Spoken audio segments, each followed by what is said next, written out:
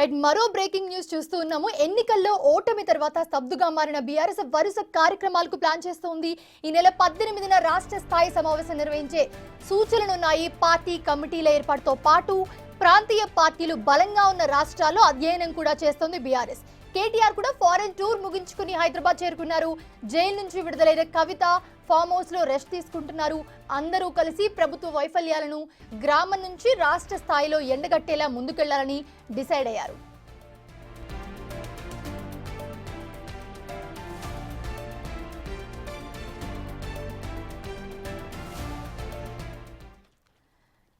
Right, BRS వరుస కార్యక్రమాలకు plan చేస్తోంది. కవిత అలాగే యుఎస్ టూర్ ముగించుకుని వచ్చారు.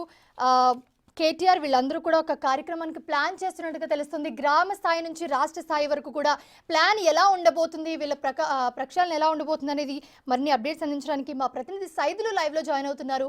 సైదులు, ప్రస్తుతం చూస్తూ ఉన్నాము ఒక పక్కా ప్రణాళికతోనే ముందుకెళ్లాలనే సూచనలతో పార్టీ ఉన్నట్టుగా తెలుస్తోంది. అలాగే దీంట్లో కేటీఆర్ కవిత అందరూ కలిసి ఒక పక్కా ప్లాన్ వేస్తున్నట్టుగా కనిపిస్తోంది. ఎలా ఉండబోతుంది అసలు? గణేష్ నిమజ్జనం తర్వాత బీఆర్ఎస్ పార్టీ దూకుడు పెంచే విధంగా ప్లాన్ చేస్తుంది. ఎందుకంటే ఈ నెల 18న తెలంగాణ భవన్లో కేసీఆర్ ఆధ్వర్యంలో రాష్ట్ర స్థాయి సమావేశం కూడా ఏర్పాటు చేసేందుకు ప్రణాళికలు రచిస్తుంది. దానిలో భాగంగా ఇప్పటికే కేడర్ అందరినీ కూడా సన్నద్ధం చేస్తుంది. అంటే స్థానిక సంస్థల ఎన్నికలు దగ్గర పడుతున్నాయి కాబట్టి ఖచ్చితంగా గులాబీ జెండా స్థానిక సంస్థల్లో ఎగరాలనే ఉద్దేశంతో ఖచ్చితంగా ఆ పార్టీ కూడా బలోపేతం చేసే విధంగా అందుకు ప్రణాళికలు రచిస్తుంది. సో ఇక ఖచ్చితంగా అంటే కేసీఆర్ ఈ నెల 18న తెలంగాణ భవన్లో 4వ సారి అంటే ఆయన ఓటమి తర్వాత 3 సార్లు మాత్రమే తెలంగాణ భవన్కి వచ్చారు. తర్వాత ఎక్కడ కూడా పార్టీ కార్యక్రమాల్లో ఆయన పాల్గొనలేదు. ఆయన ఇప్పటికీ ఎర్రవల్లి ఫామ్ హౌస్లో ఉంటున్నారు. అయితే ఈసారి ఈ నెల 18న ఆయన తెలంగాణ భవన్కి వస్తారని చెప్పేసి కూడా పార్టీ వర్గాలు చెప్తున్నాయి. దానిలో భాగంగా అదే రోజు రాష్ట్ర స్థాయి సమావేశం కూడా ఏర్పాటు చేస్తుంది బీఆర్ఎస్ పార్టీ. సో ఇక ఈ సమావేశానికి ఉద్యమకారులను అందరినీ కూడా పిలవాలని చెప్పేసి బీఆర్ఎస్ పార్టీ భావిస్తుంది. ఎందుకంటే 10 ఏళ్ల పాటు అధికారంలో ఉండగా బీఆర్ఎస్ పార్టీ పైన ఉద్యమకారుల్ని పట్టించుకోవట్లేదని చెప్పేసి పెద్ద విమర్శ ఉన్నది కాబట్టి సో ఈసారి ఉద్యమకారులందరినీ కూడా కలుపుకొని పోవాలని చెప్పేసి కూడా భావిస్తుంది. సో దానిలో భాగంగా ఉద్యమకారులకు ఈసారి కమిటీల్లో కూడా ప్రాధాన్యత ఇచ్చే విధంగా అందుకు ప్రణాళికలు రచిస్తుంది బీఆర్ఎస్ పార్టీ.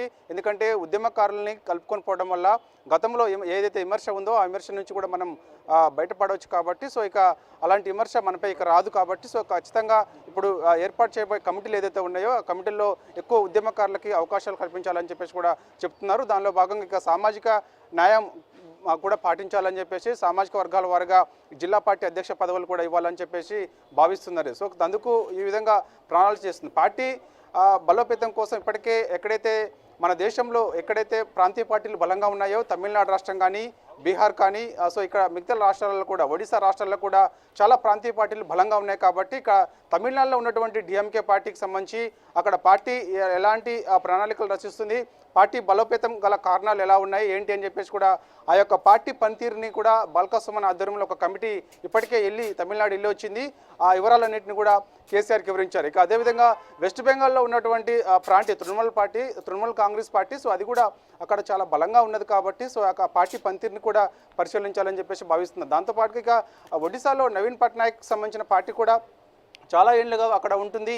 సో వరుసగా 4 సార్లు అధికారంలో ఉన్నారు కాబట్టి సో అక్కడ పార్టీ పనితీరుని కూడా పరిశీలించాలని చెప్పేసి కూడా భావిస్తుంది. సో ఈ విధంగా ప్రాంతీయ పార్టీల పనితీరుని పరిశీలించిన తర్వాత ఏ విధంగా కమిటీలను ఇక్కడ ప్లాన్ చేసుకోవాలి ఏంటనే దానిపై కూడా సమావేశం ఏర్పాటు చేయబోతున్నారు. దాంతో పాటుగా ఇక ప్రభుత్వం అంటే కాంగ్రెస్ పార్టీ అధికారంలోకి వచ్చి 9 నెలలు అవుతుంది కాబట్టి ఇక ప్రభుత్వ వైఫల్యాలపైన ఎండగట్టేందుకు ప్రజల్లోకి వెళ్ళాలని చెప్పేసి కూడా బీఆర్ఎస్ పార్టీ భావిస్తుంది. అందుకు వరుసగా ఈ నెల 18 తర్వాత వరుసగా 42 రోజుల పాటు రోజుకొక కార్యక్రమం నిర్వహించాలని చెప్పేసి కూడా బీఆర్ఎస్ పార్టీ భావిస్తుంది. దానిలో భాగంగా ఈ నెల 18న ఒక కీలకమైన రాష్ట్ర సమావేశం తెలంగాణ భవన్లో కేసీఆర్ ఆధ్వర్యంలో ఉంటుందని చెప్పేసి కూడా పార్టీ వర్గాలు చెప్తున్నాయి.